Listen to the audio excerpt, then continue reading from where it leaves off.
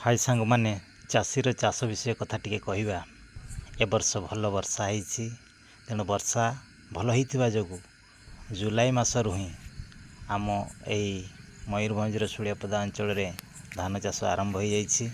अर्थात रुआ रुई काम पाखापाखि 80% सरीगला आ बाकी 20% किसी रही जोड़ा कि जो जगह मानक तली पका जाइए से सब अंचल जगह सब बाकी रही ऑलमोस्ट नहले आमर 80% चाष माने रुआ रुई काम सरीवा उपरे हेलानी।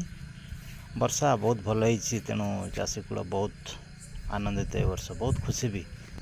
आउ परवर्ती समय कौन हम सेटा तो आम जानू किंतु चाषी मानक ए वर्ष बहुत सुंदर चाष हम बोली जहाँ पूर्वानुमान करा जाउछि।